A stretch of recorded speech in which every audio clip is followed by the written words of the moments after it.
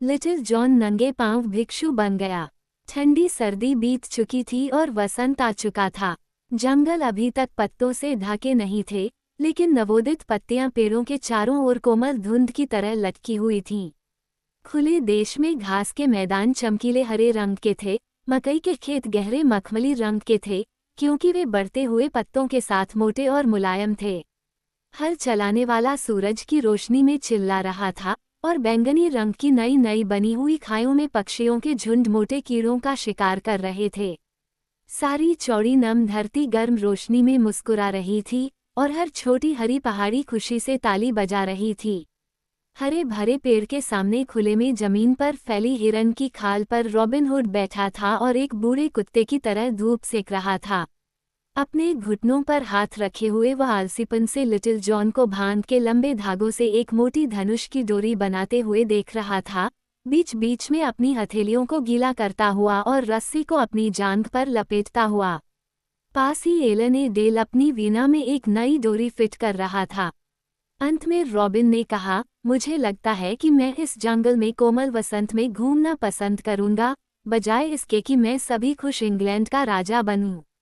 दुनिया में ऐसा कौन सा महल है जो इस मीठे जंगल जितना सुंदर हो, और दुनिया में ऐसा कौन सा राजा है जो प्लोवर के अंडों और लैम्प्रे के लिए इतना इच्छुक हो जितना कि मैं रसदार हिरन के मांस और चमचमाती शराब के लिए। गैफर स्वेंथोल्ड सच कहते हैं जब वे कहते हैं, खट्टे दिल वाले शहद की तुलना में संतुष्ट क्रस्ट बेहतर है। हाँ, लिटिल जॉन ने कहा, जब उसने अपनी नई नवेली धनुष की डोरी को पीले मोम से रगड़ा, हम जो जीवन जीते हैं वही मेरा जीवन है। तुम वसंत की बात कर रहे हो, लेकिन मुझे लगता है कि सर्दियों के भी अपने आनंद हैं। तुम और मैं, अच्छे स्वामी, इस सर्दी में ब्लू बो में एक से अधिक बार आनंदित हुए हैं। क्या तुम्हें वह रात याद नहीं है जब तुम और विल स्टटली और फ्राया टक और मैं उसी होटल में दो भिखारियों और टहलते हुए भिक्षु के साथ गुजरे थे? हाँ, हंसते हुए रॉबिन ने कहा, यही वह रात थी जब विल स्टटली को मोटी परिचारिका से एक चुंबन छीनना पड़ा था, और उसके कष्टों के लिए उसके सिर पर एक कैनकिन शराब उंडेल दी गई थी। सच में, ये वही था, लिटिल जॉन ने भी हंसते हुए कहा। मुझे लगता है कि वह एक अच्छा गाना था जो टहलते हुए भिक्षु ने गाया था। भिक्षु टक, तुम धुन को जल्दी से पहचान लेते हो, क्या तुम्हें वह याद नहीं है? एक बार मुझे यह मिल गया था, टक ने कहा। मुझे देखने दो, और उसने विचार में अपनी तर्जनी को अपने माथे पर छुआ, अपने आप में गुनगुनाते हुए, और बीच बीच में रुककर जो उसने पाया था उसे अपने मन में खोजी गई चीजों से मिलाता रहा। आखिरकार उसे वह सब मिल गया और उसने अपना गला साफ करते हुए खुशी से गाया। फूलों से भरी झाड़ियों में रोबिन मुर्गा गाता है। सूर्य के लिए यह आनंदमय और उज्ज्वल है, और वह खुशी से उछलता है और अपने पंख फड़फड़ाता है, क्योंकि उसका हृदय आनंद से भरा हुआ है, क्योंकि मई माह सुंदर खिलता है, और कोई परवाह नहीं है, और मई के समय में खाने के लिए बहुत कुछ है। जब सारे फूल मुरझा जाते हैं, फिर वह उड़ जाएगा, खुद को गर्म रखने के लिए, किसी पुराने खलिहान में, जहां बर्फ और हवा न तो उसे ठंडक पहुंचाती है और न ही नुकसान पहुंचाती है। और ऐसा है घुमक्कड़ भिक्षु का जीवन। खाने पीने की भरपूर व्यवस्था है, क्योंकि भली पत्नी उसे आग के पास बैठाएगी, और सुंदर लड़कियां उसकी आंख मारने पर मुस्कुराती हैं। फिर वह कामुकता से ट्रोल करता है। जैसे ही वह आगे बढ़ता है, आत्माओं की रक्षा के लिए एक उल्लासमय गीत। जब हवा चलती है, बर्फ के आने के साथ, आग के पास एक जगह है, पितृतुल्य तपस्वी के लिए, और कटोरे में उसके दिल की इच्छा के लिए एक केकड़ा। इस प्रकार फ्राया टक ने समृद्ध और मधुर आवाज में गाया, संगीत के साथ अपने सिर को एक ओर से दूसरी ओर घुमाया, और जब उन्होंने ऐसा किया, तो सभी ने ताली बजाई और जोर से हंसे, क्योंकि यह गाना उनके लिए उपयुक्त था। बिल्कुल सच में, लिटिल जॉन ने कहा, यह एक अच्छा गीत है, और अगर मैं शेरवुड वन का एक यौमन नहीं होता, तो मैं दुनिया में किसी भी चीज से ज्यादा एक घुमक्कड़ भिक्षु बनना पसंद करता। हाँ, ये एक अच्छा गाना है, रॉबिन हुड ने कहा, लेकिन मुझे लगा कि उन दो तगड़े भिखारियों ने ज्यादा मजेदार कहानियां सुनाई और ज्यादा मजेदार जीवन जिया। क्या तुम्हें याद नहीं है कि उस महान काली दाढ़ी वाले व्यक्ति ने यॉर्क के मेले में अपनी भीख मांगने के बारे में क्या कहा था? हाँ, लिटिल जॉन ने कहा, लेकिन केंटशायर में फसल के घर के भिक्षु को क्या बताया गया? मेरा मानना है कि उसने अन्य दो की तुलना में अधिक खुशहाल जीवन जिया। सचमुच, कपड़े के सम्मान के लिए, फ्रायर टक ने कहा, मैं अपने अच्छे गपशप लिटिल जॉन के साथ रहता हूँ। अब, रॉबिन ने कहा, मैं अपने मन की बात पर अड़ा हुआ हूँ। लेकिन, लिटिल जॉन, तुम इस खूबसूरत दिन पर एक मजेदार साहसिक कार्य के बारे में क्या कहते हो? तुम हमारे अजीब कपड़ों की पेटी से एक भिक्षु का गाउन ले लो, और वही पहन लो, और मैं जो भी पहला भिखारी मिलूंगा उसे रोककर उसके साथ कपड़े बदल लूंगा। फिर चलो, इस खूबसूरत दिन पर हम देश भर में घूमें और देखें कि हम में से प्रत्येक पर क्या बीतती है। ये बात मेरे मन के अनुकूल है, लिटिल जॉन ने कहा, इसलिए मैं कहता हूँ, हमें आगे आना चाहिए। इसके बाद लिटिल जॉन और फ्रायर टक बैंड के गोदाम में गए और वहां यौमन के लिए ग्रे फ्रायर की पोशाक चुनी। फिर वे फिर से बाहर आए और जोरदार ठहाके गूंज उठे, क्योंकि बैंड ने न केवल लिटिल जॉन को पहले कभी इस तरह के वेश में नहीं देखा था, बल्कि यह पोशाक उसके लिए हथेली के बराबर छोटी थी। लेकिन लिटिल जॉन के हाथ उसकी ढीली आस्तीन में बंधे हुए थे और लिटिल जॉन की आंखें जमीन पर टिकी हुई थीं और उसकी कमर पर मोतियों की एक बड़ी, लंबी माला लटक रही थी। और अब लिटिल जॉन ने अपनी मोटी छड़ी उठाई, जिसके अंत में एक मोटा सा चमड़े का बर्तन लटका हुआ था, जैसे कि ताड़ी खाने वाले अपनी छड़ियों के सिरे पर रखते हैं। लेकिन इसमें कुछ ऐसा था, मुझे पता चला, जो ठंडे झरने के पानी से ज्यादा अच्छी मालमसी जैसा था, जैसे कि ईश्वरीय तीर्थयात्री ले जाते हैं। फिर रॉबिन उठा और उसने भी अपनी मोटी छड़ी हाथ में ली और अपनी थैली में 10 सुनहरे स्वर्गदूत डाल दिए। क्योंकि गिरोह के भंडार में किसी भी भिखारी का कपड़ा नहीं था, इसलिए वह किसी भिखारी से मिलने और उससे उसके कपड़े खरीदने का जोखिम उठाना चाहता था। इसलिए, सब कुछ तैयार हो जाने के बाद, दोनों यौमन अपनी राह पर चल पड़े, धुंध भरी सुबह में तेजी से आगे बढ़ते हुए।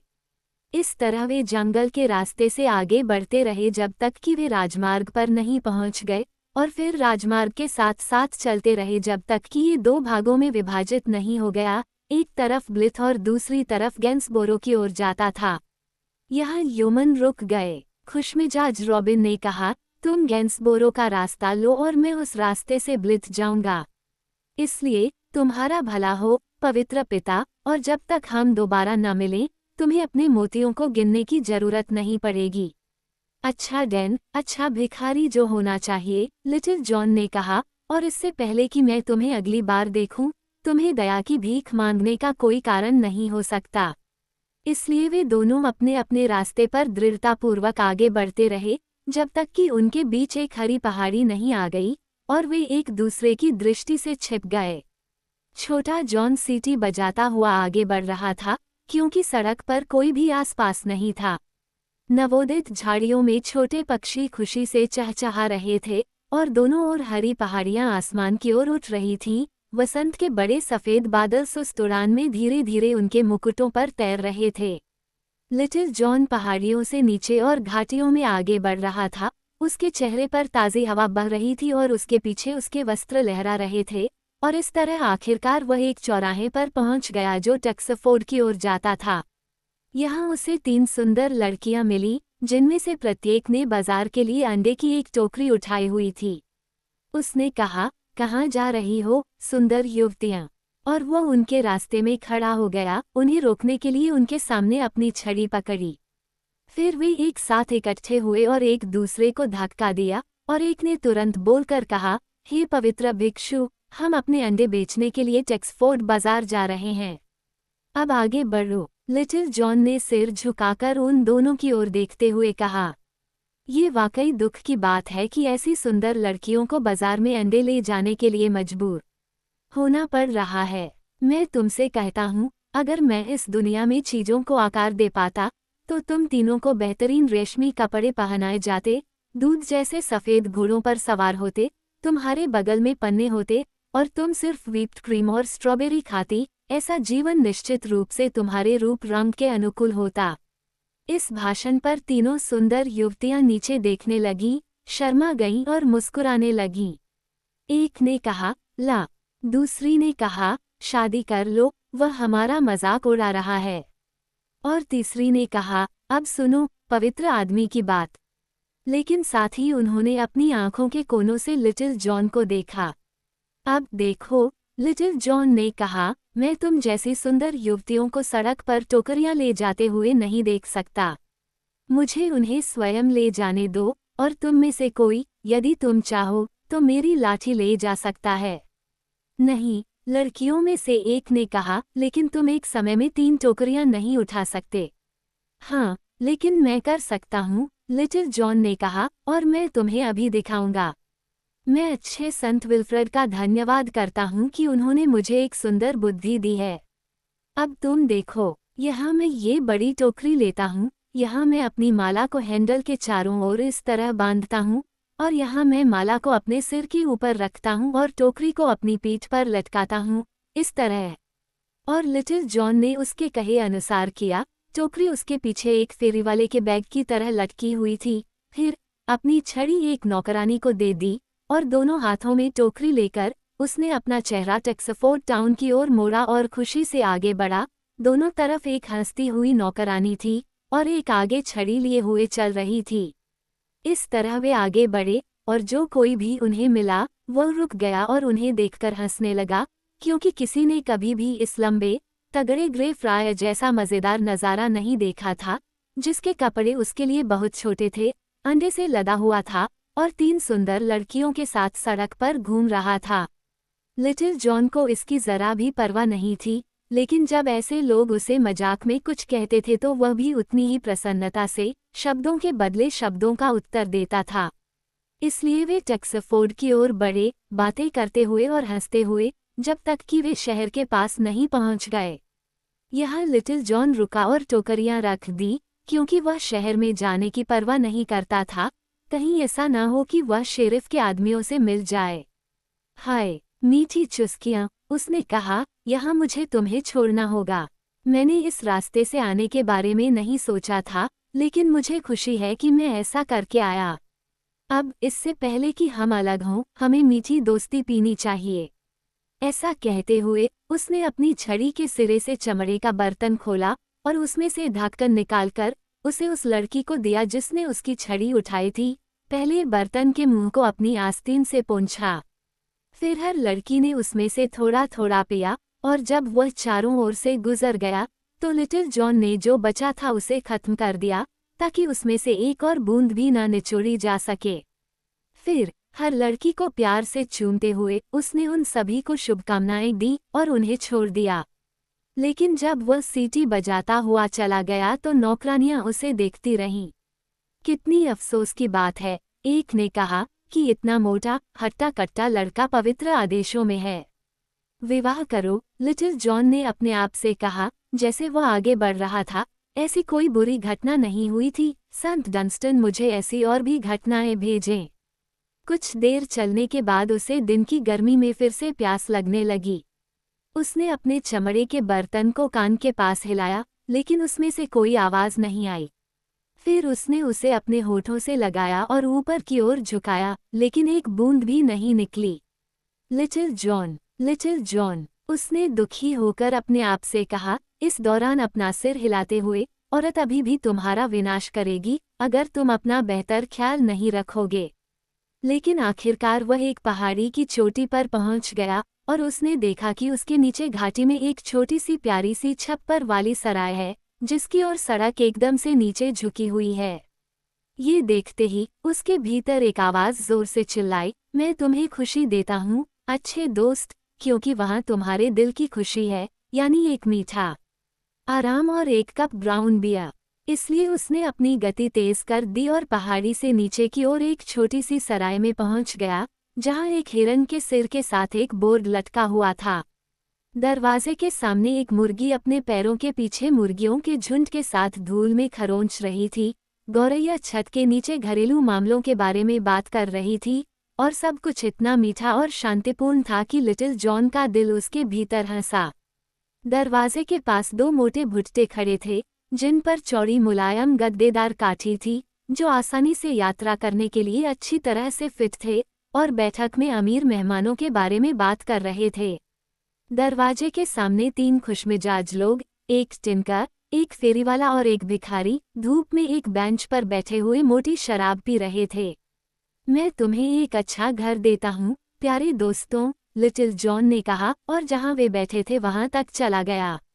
पवित्र पिता, मैं तुम्हें एक अच्छी मांद दूंगा, खुशमिजाज भिखारी ने मुस्कुराते हुए कहा। लेकिन देखो, तुम्हारा गाउन बहुत छोटा है। बेहतर होगा कि तुम ऊपर से एक टुकड़ा काटकर नीचे लगा दो, ताकि यह काफी लंबा हो जाए। लेकिन आओ, हमारे पास बैठो और शराब का स्वाद लो, अगर तुम्हारी प्रतिज्ञा तुम्हें मना नहीं करती। नहीं, लिटिल जॉन ने भी मुस्कुराते हुए कहा, धन्य संत डंस्टन ने मुझे उस लाइन में सभी छूट के लिए मुफ्त छूट दी है। और उसने अपना स्कोर चुकाने के लिए पैसे के लिए अपनी थैली में हाथ डाला। सचमुच, टिनकर ने कहा, पवित्र भिक्षु, तुम्हारे रूप के बिना भी तुम झूठ बोल रहे हो। अच्छे संत डंस्टन बुद्धिमान थे, क्योंकि ऐसी व्यवस्था के बिना उनके भक्तों को बहुत से प्रायश्चित करने पड़ते हैं। नहीं, भाई, अपनी थैली से हाथ बाहर निकालो, क्योंकि तुम्हें ये गोली नहीं देनी पड़ेगी। हो, जमींदार, एक बर्तन शराब। इसलिए शराब लाकर लिटिल जॉन को दी गई। फिर, झाग को थोड़ा सा उड़ाकर अपने होठों के लिए जगह बनाते हुए, उसने बर्तन के निचले हिस्से को ऊपर की ओर झुकाया, जब तक कि वह आसमान की ओर न दिखने लगे, और उसे अपनी आंखें बंद करनी पड़ी ताकि सूरज की रोशनी की चकाचौंध उनसे दूर रहे। फिर उसने बर्तन को हटा दिया, क्योंकि उसमें कुछ भी नहीं था, और एक गहरी सांस ली, नम आंखों से दूसरों को देखा और गंभीरता से अपना सिर हिलाया। हो, जमींदार, फेरी वाला चिल्लाया, इस भले आदमी के लिए एक और बर्तन शराब ले आओ, क्योंकि यह सचमुच हम सब के लिए गौरव की बात है कि हमारे बीच एक ऐसा व्यक्ति है जो इतनी तीव्रता से कैंकिन खाली कर सकता है। वे आपस में खुशी खुशी बातें करते रहे, जब तक कि थोड़ी देर बाद लिटिल जॉन ने पूछा, वहाँ उन 2 घोड़ों पर कौन सवार है?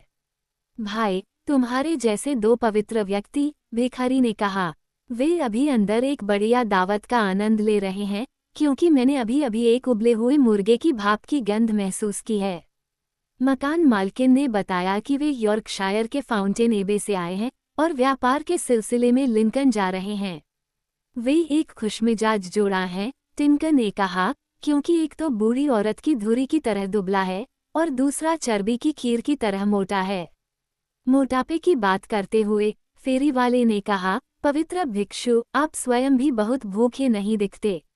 नहीं, सचमुच, लिटिल जॉन ने कहा, तुम मुझ में देख सकते हो कि पवित्र संत डंस्टन उन लोगों के लिए क्या कर सकते हैं जो मुट्ठी भर भुने हुए मटर और ठंडे पानी की एक बूंद पर उनकी सेवा करते हैं। इस पर जोर से ठहाका लगा। सचमुच, यह एक अद्भुत बात है, भिखारी ने कहा, मैंने ये देखने के लिए अपनी प्रतिज्ञा की थी कि तुमने शराब के बर्तन को किस कुशलता से छिपाया है, कि तुमने 2 महीने तक साफ पानी का स्वाद नहीं चखा है। क्या इसी पवित्र संत डंस्टन ने तुम्हें 1-2 अच्छे गीत नहीं सिखाए हैं? क्यों, जहाँ तक बात है, लिटिल जॉन ने मुस्कुराते हुए कहा, हो सकता है कि उसने मुझे 1-2 गीत सीखने में मदद की हो। टिनकर ने कहा, तो फिर आओ हम सुने कि उसने तुम्हें क्या सिखाया है। इस पर लिटिल जॉन ने अपना गला साफ किया और अपनी स्वर भंगता के बारे में 1-2 शब्द कहने के बाद, जो उसे परेशान कर रही थी, इस प्रकार गाया। अरे सुंदर सुंदर युवती, तुम कहाँ जा रही हो? मैं भी तेरे प्रेमी का इंतजार कर रहा हूँ, और हम गुलाब इकट्ठा करेंगे, जैसे ही यह मधुरता से बहता है।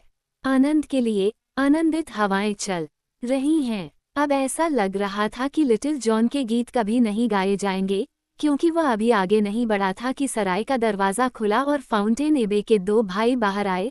उनके पीछे पीछे मकान मालिक भी आया और, जैसा कि कहावत है, अपने हाथों को साबुन से धोता हुआ आया।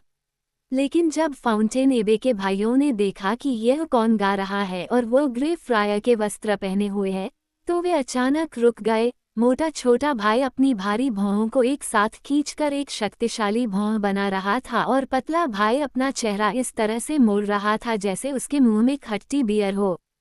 फिर, जब लिटिल जॉन ने एक नई कविता के लिए अपनी सांसें समेटी, अब कैसे, मोटा भाई दहाड़ा। उसकी आवाज़ एक छोटे बादल से तेज गड़गड़ाहट की तरह आ रही थी। हे शरारती साथी, क्या ये तुम्हारे वेश में किसी के लिए शराब पीने और अपवित्र गीत गाने के लिए उपयुक्त जगह है? नहीं, लिटिल जॉन ने कहा, चूंकि मैं फाउंटेन एबे जैसे अच्छे स्थान पर आपके पूजनीय व्यक्ति की तरह शराब नहीं पी सकता और गा नहीं सकता, इसलिए मुझे जहां भी संभव हो वहां शराब पीकर गाना चाहिए। अब धिक्कार है तुझ पर, लंबे दुबले भाई ने कठोर आवाज में कहा। अब धिक्कार है तुझ पर कि तूने इस बातचीत और व्यवहार से अपने वस्त्र को इतना अपमानित किया है। मैरी, ऊपर आओ, लिटिल जॉन ने कहा। क्या तुम इसे अपमानजनक कह रही हो? मुझे लगता है कि हमारे जैसे किसी व्यक्ति के लिए यह अधिक अपमानजनक है कि वो गरीब किसानों की मेहनत की कमाई से पैसे निकाल ले। ऐसा नहीं है, भाई। इस पर टिनका और फेरीवाले और भिखारी ने एक दूसरे को धक्का दिया और सभी मुस्कुराए और भिक्षुओं ने लिटिल जॉन को बुरी तरह से घूरा, लेकिन उन्हें कुछ और कहने को नहीं सूझा, इसलिए वे अपने घोड़ों की ओर मुड़े। तब लिटिल जॉन अचानक बेंच से उठा जहां वह बैठा था और फाउंटेन एबे के भाइयों की ओर दौड़ा। उसने कहा, मुझे तुम्हारे घोड़ों की लगाम थामने दो। सच में, तुम्हारे शब्दों ने मेरे पापी दिल को झकझोर दिया है, इसलिए मैं अब इस बुराई के अड्डे में नहीं रहूंगा, बल्कि तुम्हारे साथ आगे बढ़ूंगा। मैं जानता हूँ, ऐसी पवित्र संगति में कोई भी बुरा प्रलोभन मुझ पर नहीं पड़ेगा। नहीं, दोस्त, दुबले भाई ने कठोरता से कहा, क्योंकि उसने देखा कि लिटिल जॉन उनका मजाक उड़ा रहा था। हमें तुम्हारी संगति नहीं चाहिए, इसलिए तुम चले जाओ। अफसोस, लिटिल जॉन ने कहा, मुझे सचमुच दुख है कि तुम मुझे या मेरी संगति को पसंद नहीं करते, लेकिन जहां तक तुम्हें छोड़ने की बात है, तो ऐसा नहीं हो सकता, क्योंकि मेरा हृदय इतना द्रवित है कि न चाहते हुए भी मुझे तुम्हारी पवित्र संगति के लिए तुम्हारे साथ जाना ही होगा। अब इस बातचीत पर बेंच पर बैठे सभी अच्छे लोग अपने दांतों को चमकाने तक मुस्कुराए, और यहाँ तक कि मकान मालिक भी मुस्कुराने से खुद को नहीं रोक पाया। जहाँ तक भिक्षुओं का सवाल है, वे एक दूसरे को हैरान नजरों से देखते रहे और समझ नहीं पाए कि इस मामले में क्या करें। वे इतने घमंडी थे कि उन्हें एक टहलते भिक्षु के साथ मुख्य सड़क पर सवारी करने के बारे में सोचकर शर्मिंदगी महसूस होती थी, जो अपने से बहुत छोटे कपड़े पहने हुए था, उनके बगल में दौड़ रहा था, लेकिन फिर भी वे लिटिल जॉन को उसकी इच्छा के विरुद्ध नहीं रोक सकते थे, क्योंकि वे जानते थे कि अगर वह चाहे तो पलक झपकते ही उन दोनों की हड्डियां तोड़ सकता है। फिर मोटे भाई ने पहले से ज्यादा नरमी से बात की। नहीं, अच्छे भाई, उन्होंने कहा, हम तेज चलेंगे और तुम गति से थक जाओगे। सचमुच, मेरे बारे में सोचने के लिए मैं आपका आभारी हूँ, लिटिल जॉन ने कहा, लेकिन डरो मत, भाई, मेरे अंग मजबूत हैं, और मैं यहाँ से गैंसबोरो तक खरगोश की तरह दौड़ सकता हूँ। इन शब्दों पर बेंच से हंसी की आवाज आई, जिस पर दुबले पतले भाई का गुस्सा आग में पानी की तरह उबल पड़ा और वह बहुत शोर मचाने लगा। अब तुम बदमाश आदमी पर, वह चिल्लाया, क्या तुम्हें हमारे कपड़े पर इस तरह का अपमान करने में शर्म नहीं आती? तुम यहाँ रहो, तुम मूर्ख, इन स्वरों के साथ। तुम हमारे लिए उपयुक्त साथी नहीं हो। ला, अब तुम वहाँ हो। लिटिल जॉन ने कहा, तुम सुन रहे हो, जमींदार, तुम इन पवित्र लोगों के साथ रहने के लायक नहीं हो, अपने शराबा खाने में वापस जाओ। नहीं, अगर मेरे ये सबसे पवित्र भाई मुझे आज्ञा दे, तो मैं इस मजबूत डंडे से तुम्हारा सिर तब तक पीटूंगा जब तक कि वह फेंटे हुए अंडे की तरह नर्म न हो जाए।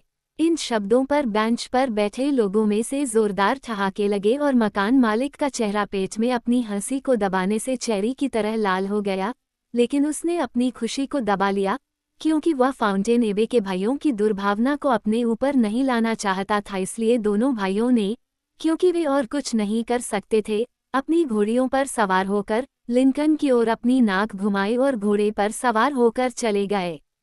मैं अब और नहीं रुक सकता, प्यारे दोस्तों, लिटिल जॉन ने कहा, जैसे ही वह दो बैलों के बीच में घुसा, इसलिए मैं तुम्हें शुभकामना देता हूँ। हम तीनों चलते हैं। इतना कहते हुए उसने अपने मोटे डंडे को अपने कंधे पर लटकाया और दोनों बैलों की गति के साथ अपनी गति नापते हुए आगे बढ़ गया। जब लिटिल जॉन ने खुद को उनके बीच में धकेल दिया तो दोनों भाइयों ने उसे घूर कर देखा, फिर वे उससे जितना हो सके उतना दूर चले गए, ताकि योमन सड़क के बीच में चले, जबकि वे सड़क के दोनों ओर फुटपाथ पर सवारी कर रहे थे। जब वे इस तरह चले गए तो टिनका, फेरीवाला और भिखारी उछलते हुए राजमार्ग के बीच में भाग गए। प्रत्येक के हाथ में एक बर्तन था और वे हंसते हुए उनका पीछा कर रहे थे। जब वे सराय में उपस्थित लोगों के सामने थे, तब भाई अपने घोड़ों को शांत भाव से चला रहे थे। लिटिल जॉन से भागते हुए प्रतीत होने वाले मामले को और अधिक गंभीर बनाने की परवाह नहीं कर रहे थे, क्योंकि वे सोच रहे थे कि लोगों के कानों में यह बात कैसी लगेगी जब उन्होंने सुना होगा कि फाउंटेन एबे के भाई कैसे एक घुमक्कड़ भिक्षु से भाग गए थे। जैसे कि बदसूरत व्यक्ति, जब धन्य संत डंस्टन ने अपनी नाक लाल गर्म चिमटे से खोली थी, जहां उसने उसे कसकर पकड़ रखा था, लेकिन जब वे पहाड़ी की चोटी को पार कर गए और सराय दृष्टि से ओझल हो गई, तो मोटे भाई ने पतले भाई से कहा, भाई एम्ब्रोस, क्या हमें अपनी गति को सुधारना नहीं चाहिए था? क्यों सच में? गपशप, लिटिल जॉन बोला, मुझे लगता है कि हमारे बर्तन को थोड़ा तेजी से उबालना अच्छा होगा, क्योंकि दिन बीत रहा है। इसलिए ये तुम्हारी चर्बी को बहुत ज्यादा नहीं हिलाएगा। आगे बढ़ो, मैं कहता हूँ। इस पर दोनों भिक्षुओं ने कुछ नहीं कहा, लेकिन उन्होंने फिर से लिटिल जॉन को बुरी नजरों से घूरा। फिर बिना एक और शब्द कहे वे अपने घोड़ों पर चढ़ गए और दोनों ने सरपट दौड़ना शुरू कर दिया। इस तरह वे 1 मील से ज्यादा सरपट दौड़े और लिटिल जॉन उनके बीच से एक हिरन की तरह हल्के से भागा और दौड़ते हुए एक बाल भी नहीं हिला। आखिरकार मोटे भाई ने कराहते हुए अपने घोड़े की लगाम खींची, क्योंकि वह अब और हिलना डुलना बर्दाश्त नहीं कर सकता था। हाय, लिटिल जॉन ने बिना सांस रोके कहा, मुझे दुख है कि इस गति की कठोरता तुम्हारे बेचारे बूढ़े मोटे पेट को हिला देगी। इस पर मोटा भिक्षु एक शब्द भी नहीं बोला, बल्कि सीधे सामने देखता रहा और अपना निचला होंठ चबाता रहा। और अब वे और भी शांति से आगे बढ़ गए। छोटा जॉन सड़क के बीच में खुशी से सीटी बजा रहा था और फुटपाथ पर दोनों भिक्षु एक शब्द भी नहीं बोले।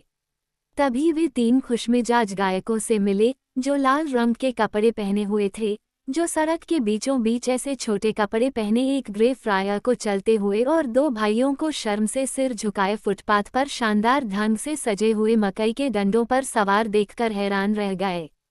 जब वे गायकों के पास पहुंचे तो लिटिल जॉन ने रास्ता साफ करने वाले एक अश्व की तरह अपनी छड़ी हिलाई।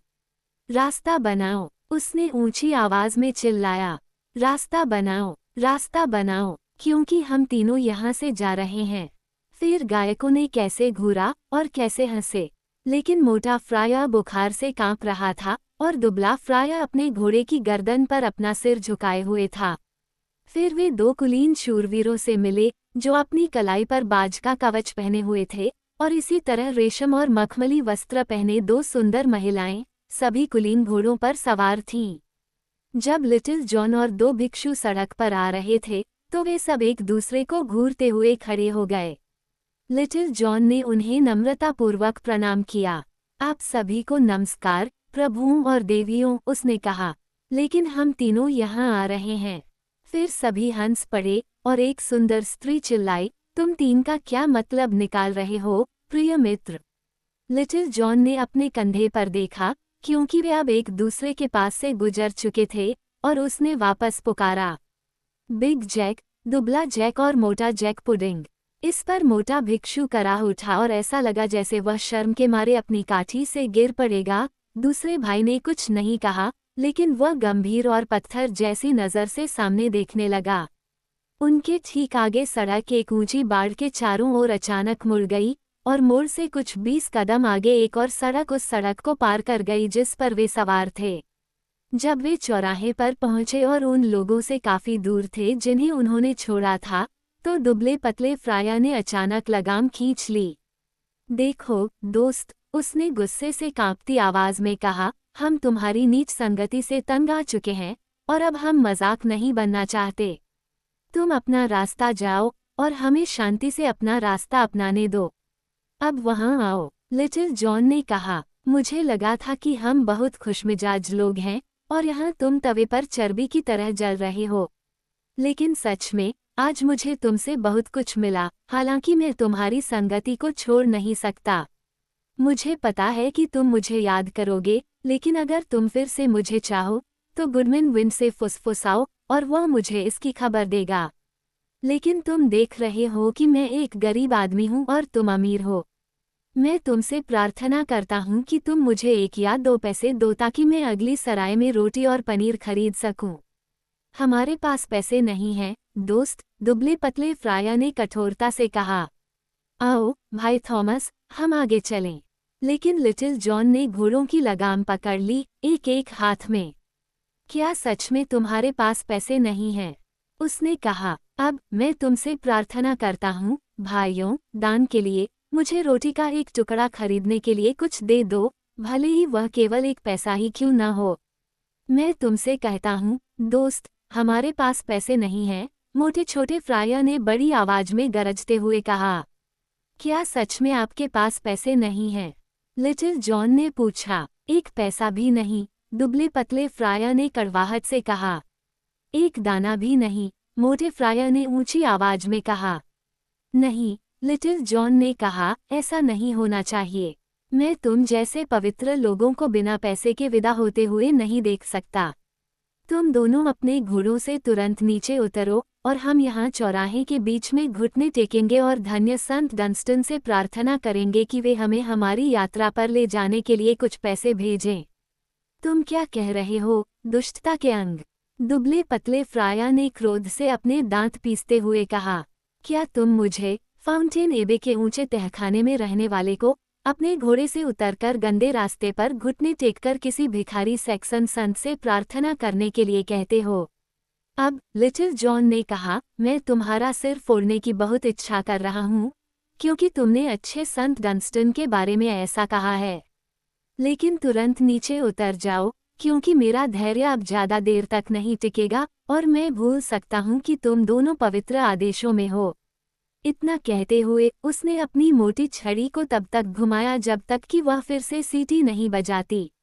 इस भाषण से दोनों भिक्षु आटे की तरह पीले पड़ गए। एक तरफ मोटा भाई घोड़े से फिसल गया और दूसरी तरफ दुबला भाई घोड़े से फिसल गया। अब भाइयों, घुटनों के बल बैठो और प्रार्थना करो, लिटिल जॉन ने कहा। इसके बाद उसने अपने भारी हाथों को प्रत्येक के कंधे पर रखते हुए उन्हें घुटनों पर बैठने के लिए मजबूर किया। वह भी घुटनों के बल बैठ गया। फिर लिटिल जॉन ने संत डंस्टन से पैसे के लिए विनती करना शुरू किया, जो उसने बहुत ऊंची आवाज में किया। कुछ समय तक संत से इस तरह विनती करने के बाद उसने भिक्षुओं से कहा कि वे अपनी थैलियों में हाथ डालें और देखें कि संत ने उन्हें कुछ भेजा है या नहीं। इसलिए प्रत्येक ने धीरे से अपने हाथ थैले में डाले जो उसके बगल में लटका हुआ था, लेकिन उसमें से कुछ भी नहीं लाया। हाँ, लिटिल जॉन ने कहा, क्या तुम्हारी प्रार्थनाओं में इतना कम पुण्य है? तो फिर चलो फिर से।